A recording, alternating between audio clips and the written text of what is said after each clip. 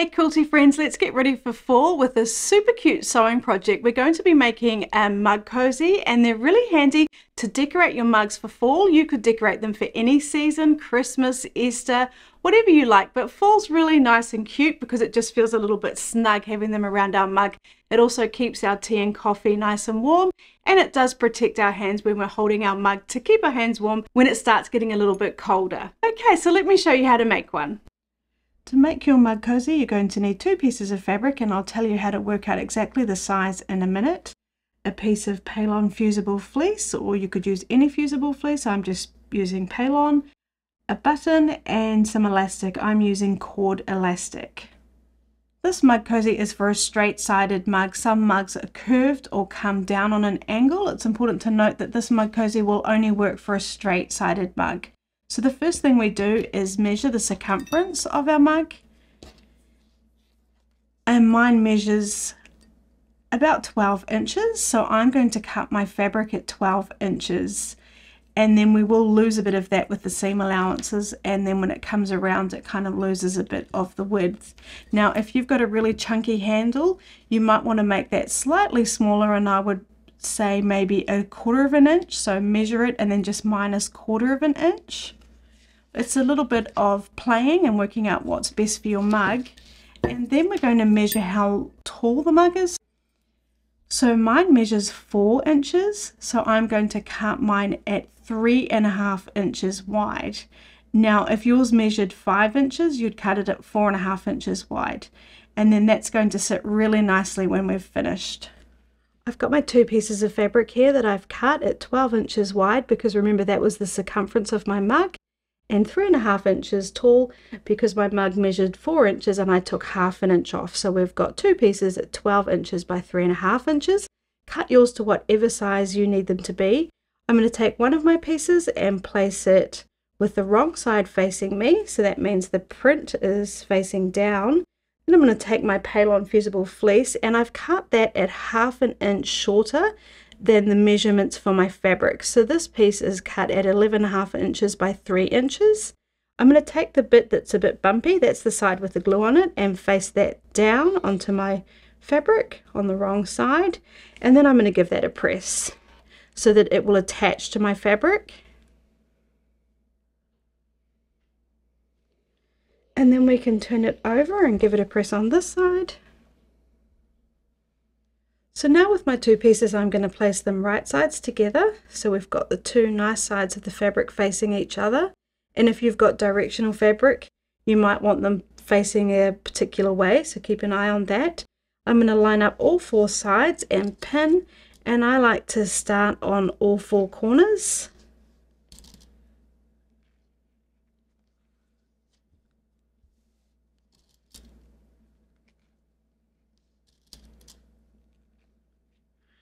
And then we'll just pop in a few more just to help it stay in place.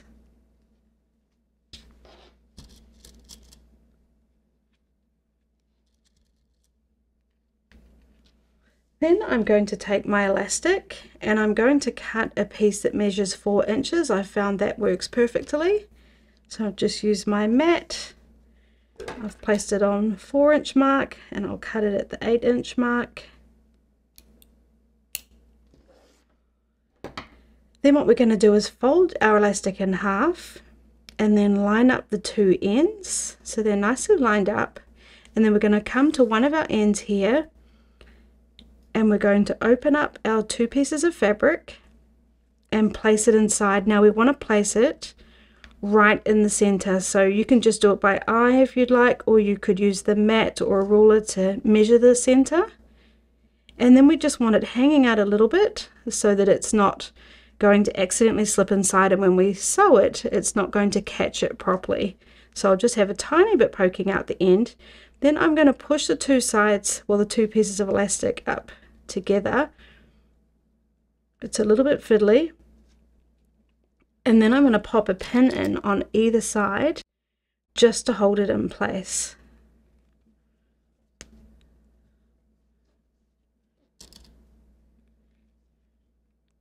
Okay, now that elastic's not going anywhere, and I'm pretty happy that that looks like it's around about in the middle. It doesn't have to be perfect. If you were using flat elastic, you could just pop the pins right through it, but because it is the cord elastic, I find this is the best way to keep it in place securely. So now what we need to do is we need to sew around the entire edge, but we do need to leave an opening.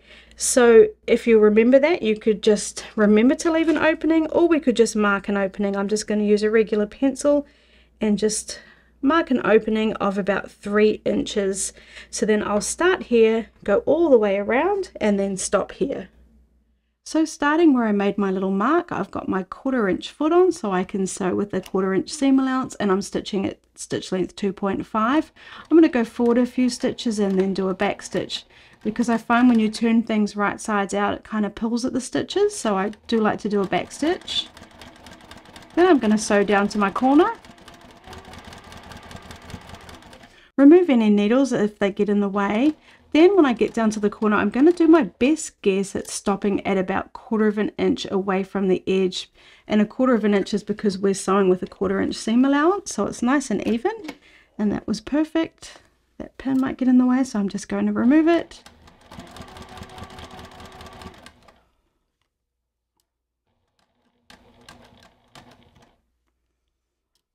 Okay, and now I'm going over my elastic, and then I'm actually going to back up and go over it, reverse back over it, so it's going to be nice and secure, and then come back over the top again.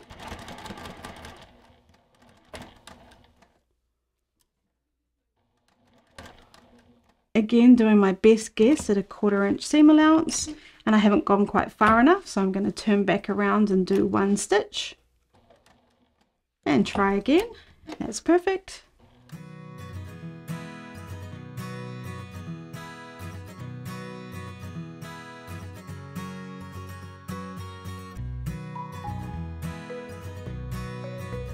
Turning.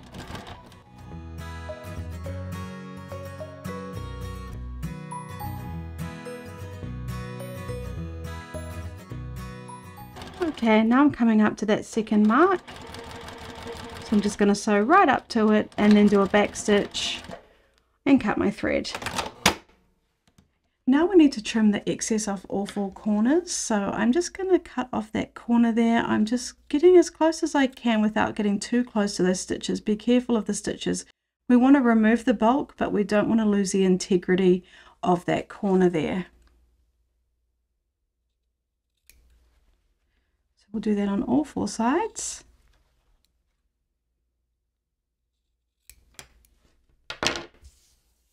Then I'm going to find my opening, and I'm going to grab that elastic and pull it through.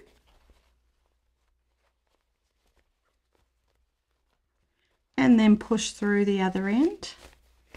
And then do my best effort to get it looking like it's in the correct shape. Okay, and then I'm going to take my point turner. If you don't have one, you could use something blunt, just to help push those corners out. I think a point turner is really handy because I pretty much use them for every small sewing project that I do, and you can pick them up half price at Joann's for like $3 or $4. So they're not expensive, but they are super handy and probably one of my most used tools. Okay, so that's just helped me get really nice corners. We don't want to push too firmly because we will poke a hole. So there we go. That's looking good. Now we're going to give that a press. So now what we're going to do is find our opening, and we want to press it so that it looks like it was never there. So I'm going to fold that in about 1/4 inch because that was our seam allowance. And we just want it to sit really nice and straight, aligning up with this whole edge here. So then when you're happy, give that a press.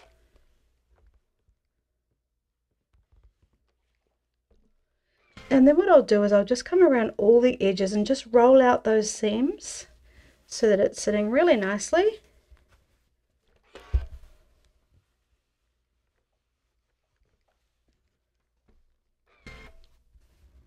It's looking good. Okay, and then I'll give the whole piece a quick iron or press. on both sides. And if you want, you can just double check that you're happy with your opening, and that still looks pretty good to me. And then I'm just going to find my opening and just pop a pin in so that I know where the opening is, and I'm going to make sure that I'm going to be sewing it closed nicely. Now I'm just going to start sewing before my opening, and I'm going to sew with about a 1/8 of an inch seam allowance because we need it to be smaller than the 1/4 inch so that we will sew our opening closed. So just find the best guide for you to use on your sewing machine. I'm going to change my stitch length to stitch length 3 so it's nice and long, because this is a top stitch and it's decorative, but it also does close that opening. I'm going to go right around the whole edge.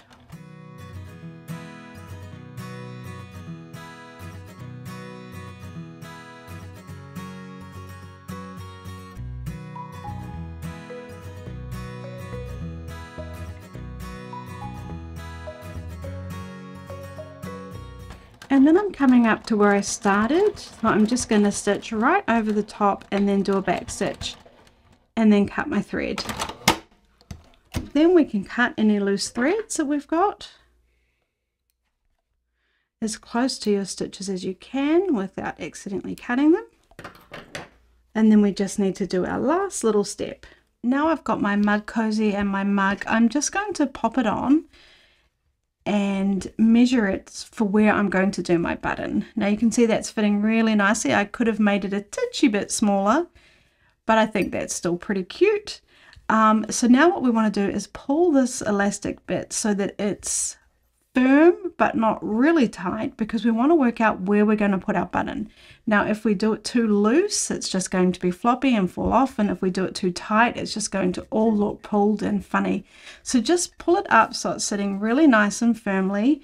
Pull the elastic so it's firm but not really pulled tightly, and then we get our pencil and we're going to mark a dot where we're going to sew our button on. So that is the spot right there. Then we just place our button on top, doing the best we can to put those 2 holes where we've marked our spot there. Now I've got my needle already threaded because that is very hard for me these days. I cannot see the hole, so I don't want to try and do that on camera. But what I've done is I've taken a piece of thread, folded it in half, and then I've got the 2 ends here. So the 2 cut ends are in here, and then I've got my thread that's folded in half here. And then what I'm going to do is make sure that the loop is longer than the cut threads, and I'm going to start at the bottom, and I'm just going to come up through as close as I can to that little dot that I drew and go through one of the holes, making sure it's in the middle and that I'm happy with where it's sitting. And then I'm going to pull the needle through, and I'm going to make sure, well, you guys know how to sew a button, but for some of you, maybe you haven't. I'm going to make sure that the loop is still here and not pulled all the way through. Then making sure I'm happy where my button is and that I can still see I'm near the dot that I drew. I'm going to go through the other side, and then I'm going to pop my needle through that loop. And I find that makes my buttons really secure. And now I'm just going to sew a few times through to make it really nice and secure.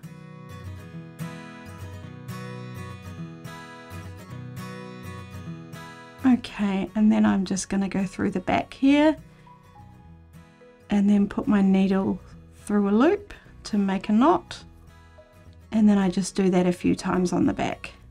It never looks pretty, but it is secure. And then we'll trim that thread. Not too close. And then we're going to pop it on our mug.